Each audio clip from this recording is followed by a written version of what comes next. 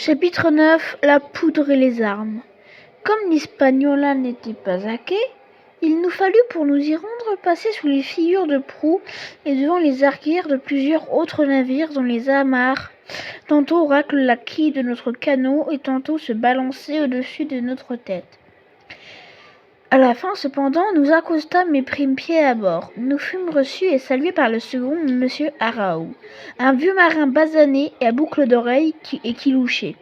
Le chevalier semblait au mieux avec lui. Je m'aperçus vite que monsieur Trelawney s'entendait moins bien qu'avec le capitaine.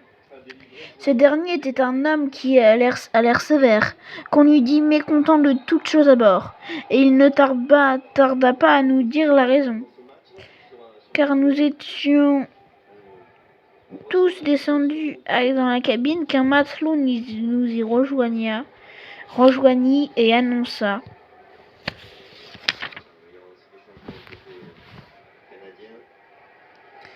le capitaine Smollett, monsieur, qui demande à vous parler. Je suis toujours aux ordres du capitaine, répondit le chevalier. Introduisez-le. Le capitaine, qui suivait de près son messager, entra aussitôt et ferma la porte derrière lui. Eh bien, capitaine Smollett, quelle nouvelle? Tout va bien, j'espère? Tout est en bonne heure de navigation? Eh bien, monsieur, répondit le capitaine, mieux vaut. Je crois parler franc, même au risque de vous déplaire.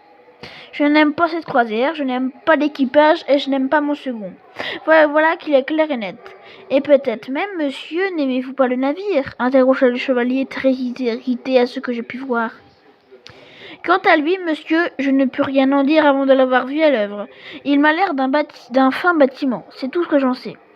Peut-être encore, monsieur, n'aimez-vous pas non plus votre armateur? Et le docteur Livesey intervint. Un instant. Des questions de ce genre ne sont bonnes qu'à provoquer des malentendus. Le capitaine en a dit trop, ou trop peu. Je dois dire que j'exige une explication de ses paroles. Vous n'aimez pas, dites-vous, cette croisière. Pourquoi? Je me suis engagé, monsieur, suivant le système des instructions scellées, à mener le navire où m'ordonnera ce monsieur. C'est parfait, tout va bien jusque-là, mais je constate que chacun des simples matelots en sait plus que moi. Trouvez-vous cela bien? Voyons, dites. Non, fit le docteur Livesey, ce n'est pas bien, je l'admets. Ensuite, j'apprends que nous allons à la recherche d'un trésor. C'est mon équipage qui me l'apprend, remarquez. Or, le trésor, c'est de la besogne délicate, et je n'aime pas du tout les voyages au trésor, et je les aime. Encore moins quand ils sont secrets et que, sauf votre respect, monsieur Trelawney, le secret a été raconté au perroquet. Quel perroquet? Demanda le chevalier. Celui de Silver? Façon de parler. Quand il a été divulgué, je crois bien qu'aucun de vous deux, messieurs, ne sait ce qui attend.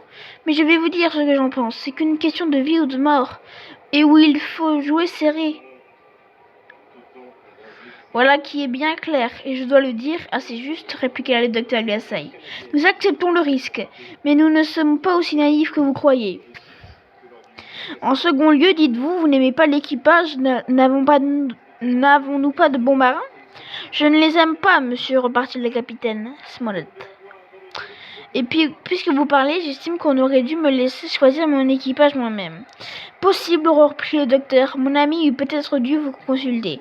Mais s'il l'a négligé, c'est sans mauvaise intention. Et vous n'aimez pas non plus monsieur Araou? Non, monsieur, je ne l'aime pas. Je le crois bon marin, mais il est trop familier avec l'équipage pour faire un bon officier. Un second doit rester sur son camp à soi, garder une certaine discipline, avoir une attitude réservée, discrète, et ne pas trinquer avec les hommes de l'avant. Voulez-vous dire qu'il s'enivre? S'élança le chevalier. Non, monsieur, simplement qu'il est trop familier. Et maintenant, le résumé de tout cela, capitaine, émit le docteur, exposez votre désir. Messieurs, êtes-vous résolus à poursuivre cette croisière?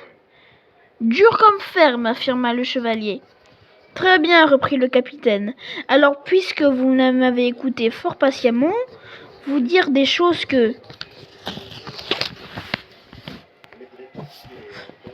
je ne puis prouver, Écoutez quelques mots de plus. On est en train de loger la poudre et les armes dans la cale, ici fond du navire. Avant. Or, vous avez sous la cabine une place excellente. Pourquoi pas là? Premier point. Puis vous emmenez avec vous 4 de vos gens. Et il paraît que plusieurs d'entre eux vont coucher à l'avant. Pourquoi ne pas leur donner ces cadres-là à côté de la cabine? Second point. C'est tout de monsieur Trelawney. Encore ceci, on n'a déjà que trop bavardé. Beaucoup trop, acquiesça le docteur. Je vais vous répéter ce que j'ai entendu moi-même, poursuivit le capitaine Smollett. On dit que vous avez une carte de l'île, qu'il y a sur cette carte 3 croix pour désigner l'emplacement du trésor, et que cette île est située par... Et il énonça la longitude et latitude exacte. Je n'ai jamais dit cela, se récria le docteur, jamais à personne. Les matelots le savent pourtant, monsieur, riposta le capitaine. Livesey, s'écria le chevalier. Ce ne peut être que vous, Hawkins. Peu importe de savoir qui, répliqua le docteur. Pas plus que le capitaine, je le voyais bien. Il ne tenait grand compte des protestations de monsieur Trelawney. Moi non plus, du reste, car le chevalier était un bavard incorrigible. Mais en l'espèce, je crois qu'il disait vrai et que personne n'avait révélé la position de l'île. Eh bien, messieurs, reprit le capitaine, je ne sais pas qui de vous détient cette carte, mais je pose en principe qu'on me le laissera ignorer. Aussi bien qu'à monsieur Arrow, sinon je verrai forcé de vous présenter ma démission. Je vois, dit le docteur. Il faut, à votre avis, nous tenir sur la défensive et faire de la partie arrière du navire une citadelle équipée avec les serviteurs personnels de mon ami et pourvue de tous les armes et munitions du bord. En d'autres termes, vous redoutez une mutinerie, révolte. Monsieur, riposta le capitaine Smollett, sans vouloir vous chercher noise, sans chercher la dispute, sans vouloir que nous nous querellions, je vous constate le droit de m'attribuer indûment ces paroles. Nul capitaine, monsieur, ne se serait excusable même d'appareiller s'il avait un motif suffisant de les prononcer. Quant à monsieur Arrow, il est, je le crois, foncièrement honnête. Quelques-uns de ces hommes aussi, trop...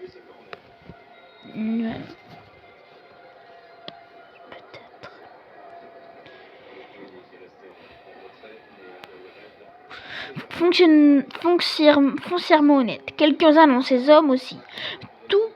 Tous peut-être, je ne sais. Mais je suis responsable de la sécurité du navire et de l'existence de tous ceux qu'il porte. Je vois que les choses ne vont pas tout à fait droit à mon idée.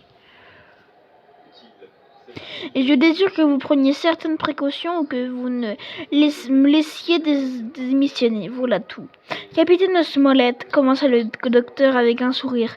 Connaissez-vous la fable de la montagne qui accouche d'une souris? Vous m'excuserez, j'espère, mais vous m'en faites souvenir.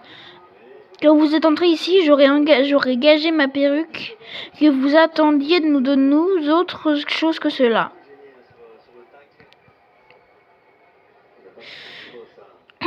Docteur, vous voyez clair, quand je suis entré ici, je m'attendais à recevoir mon congé. Je ne pensais pas que M. Trelawney m'écouterait au-delà du premier mot. Et je n'en écouterai pas davantage, s'écria le chevalier. Sans Livesey, je vous aurais envoyé au diable. N'importe, grâce à lui, je vous ai écouté. J'agirai selon votre désir, mais j'ai de vous la plus triste opinion. Comme il vous plaira, monsieur, dit le capitaine. Vous reconnaîtrez que j'ai fait mon devoir. Et là-dessus, il prit congé de nous.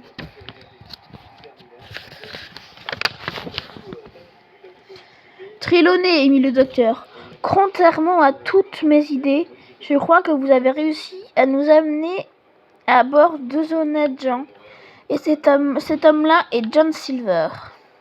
Silver soit, mais quant à ce fumiste insupportable, sachez que j'estime sa conduite indigne d'un homme, d'un marin et plus encore d'un Anglais. Bien, dit le docteur, nous verrons. Quand nous montâmes sur le pont, les hommes étaient déjà occupés au transfert des armes et de la poudre, et travailler en cadence sous la direction du capitaine de M. Arrow. J'approuverai tout à fait le nouvel arrangement qui modifiait tout sur la goélette. Nous avions à l'arrière